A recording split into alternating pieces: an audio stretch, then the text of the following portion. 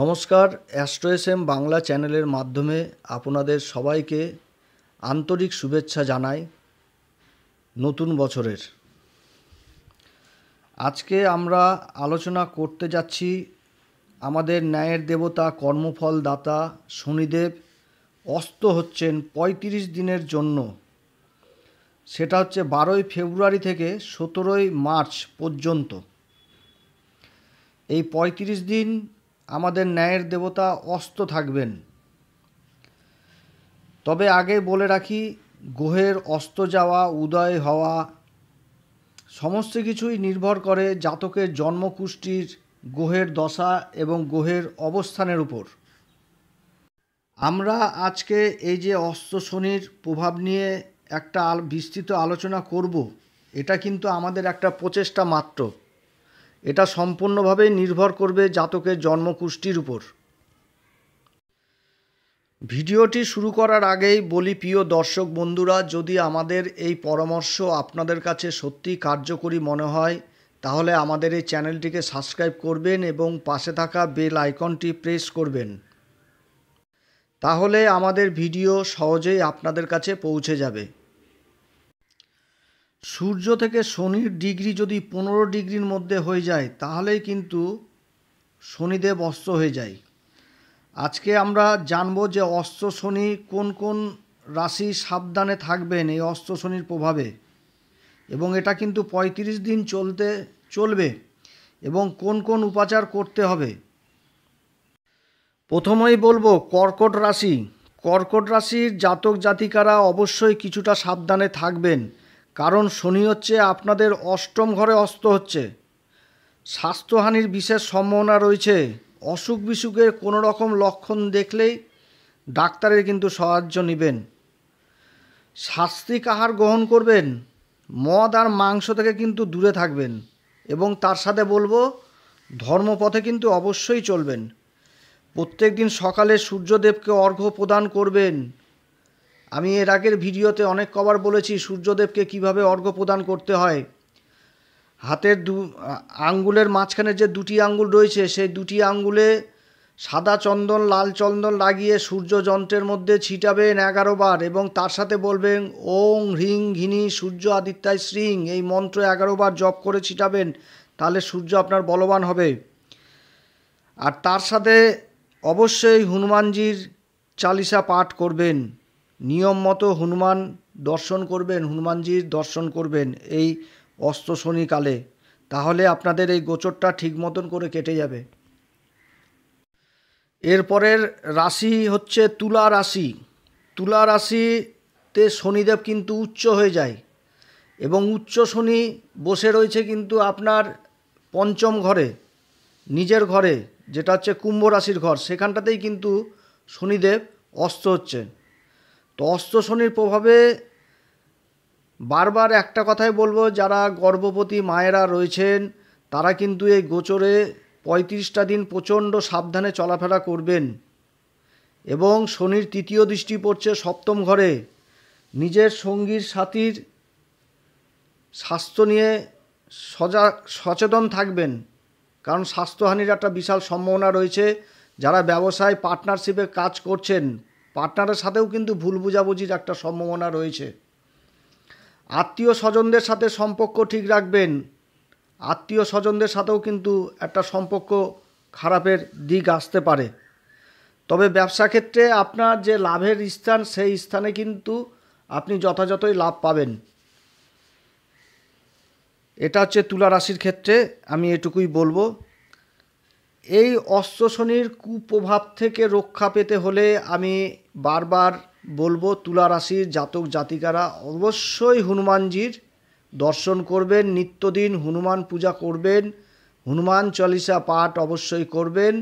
তার আগে শ্রীরামের প্রণাম মন্ত্র অবশ্যই উচ্চারণ করবেন। আমি কিন্তু এর আগের ভিডিওতেও বলেছি শ্রীরাম ঠাকুরের প্রণাম মন্ত্র, সেই প্রণাম মন্ত্র উচ্চারণ করে তারপরে কিন্তু আপনারা হনুমান চালিসা পাঠ করবেন। তাতে দেখবেন এই ৩৫ দিনের অস্তকাল কিভাবে কোন দিক থেকে কেটে যাচ্ছে বুঝতে পারবেন না। এরপরের যে রাশিটির সম্বন্ধে বলবো সেটা হচ্ছে আমাদের বৃশ্চিক রাশি। বৃশ্চিক রাশির জাতক জাতিকারা অবশ্যই সাবধানে থাকবেন। বাড়ির আবহাওয়া অতটা ভালো থাকবে না, বাড়িতে মন টিকবে না, বাড়িতে ঝুট ঝামেলা অশান্তি এগুলো লেগে থাকবে। মায়ের শরীরের দিকে যথেষ্ট সজাগ হবেন।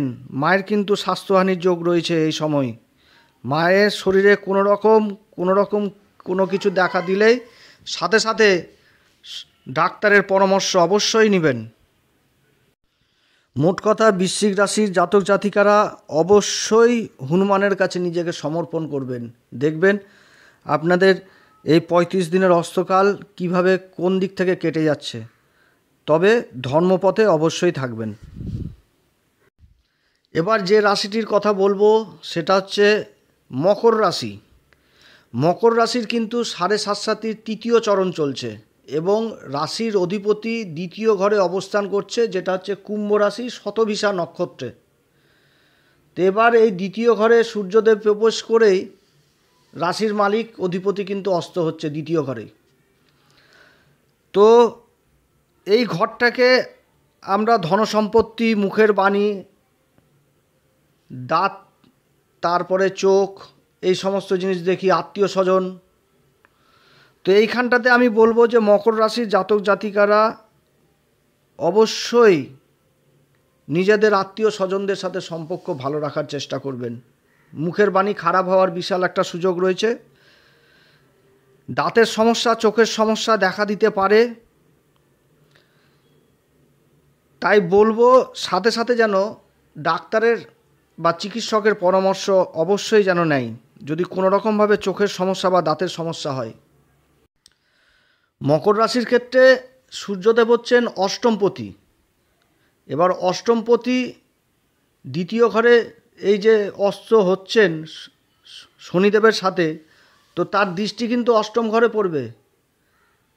আর সূর্য কিন্তু হচ্ছে আত্মা এক কথায়, যার জন্য কিন্তু আত্মার কোনো সময় মৃত্যু হয় না। এর ফলে শাস্ত্র এই জন্যই কিন্তু বলে যে সূর্যদেবের অষ্টম ঘরের দোষ লাগে না মকর রাশিতে। অষ্টমের সূর্যের কোনো দোষ নাই মকর রাশিতে। এই অস্তকালীন আমি মকর রাশির জাতক জাতিকাদের বলবো তারা যেন শাস্ত্রিক আহার গ্রহণ করে, ধর্মপথে থাকে, নিজের পিতাকে অবশ্যই যেন সম্মান করে, কোনো কাজ করতে গেলে পিতার ব্লেসিং আশীর্বাদ যেন অবশ্যই নেয় এবং তার সাথে নিত্য প্রত্যেক দিন হনুমানজির দর্শন, হনুমান চালিসা যেন অবশ্যই পাঠ করে। হনুমান চল্লিশা পাঠ করার আগে শ্রীরামের মন্ত্র যেন অবশ্যই বলে, তারপরেই যেন হনুমান চল্লিশা পাঠ করে। দেখবেন আপনাদের এই 35 দিনের অস্তকাল কোন দিক থেকে কিভাবে কেটে যাচ্ছে বুঝতেও পারবেন না। এরপরে যে রাশিটি সেটা হচ্ছে আমাদের কুম্ভ রাশি। কুম্ভ রাশির 7.5 কিন্তু দ্বিতীয় চরণ চলছে। আর সূর্যদেব কিন্তু রাশির উপরে এবার রাশির অধিপতিকে অস্ত করছে। নিজের স্বাস্থ্যের প্রতি অবশ্যই খেয়াল রাখবেন। সমাজে কিন্তু আপনার আপনার ছবি বিকৃতিও হতে পারে। কয়েকদিন সাবধানে চলাফেরা করবেন। কর্মে কিন্তু অস্থিরতা তৈরি হবে। এই অস্ত শনির কুপ্রভাব থেকে রক্ষা পেতে হলে হনুমান চল্লিশা অবশ্যই পাঠ করবেন, হনুমানজির আরাধনা অবশ্যই করবেন। হনুমান চল্লিশা পাঠ করার আগে শ্রীরামের প্রণাম মন্ত্র অবশ্যই উচ্চারণ করবেন। আমি প্রত্যেকটা ভিডিওতেই এর আগে বলেছি শ্রীরামের প্রণাম মন্ত্র, আপনারা ওটা করে তারপরে হনুমান চল্লিশা পাঠ করবেন। দেখবেন অস্ত শনির কুপ্রভাব থেকে আপনারা মুক্ত থাকবেন। এরপরে যে রাশিটি বলবো সেটা হচ্ছে মীন রাশি। মীন রাশির কিন্তু 7.5 শুরু হয়েছে। মীন রাশির ক্ষেত্রে শনি অস্ত হচ্ছেন দ্বাদশ ঘরে, যেটা হচ্ছে কুম্ভ রাশি। এই অস্ত শনির প্রভাবে কিন্তু মীন রাশির জাতক জাতিকাদের খরচাপাতি বাড়বে, শত্রু বৃদ্ধি হবে। তাই মীন রাশির জাতক জাতিকারা এই 35 দিন খুব সাবধানে চলাফেরা করবেন। খরচাপাতির দিকে ঠিক মতন করেই খরচাপাতি করবেন, যেটা করবেন সেটা বুঝে সুঝে করবেন। খরচাপাতি কিন্তু চারিদিক থেকে খরচাপাতি হওয়ার সম্ভাবনা রয়েছে। শত্রু বৃদ্ধি হওয়ার প্রবল সম্ভাবনা রয়েছে এই সময়।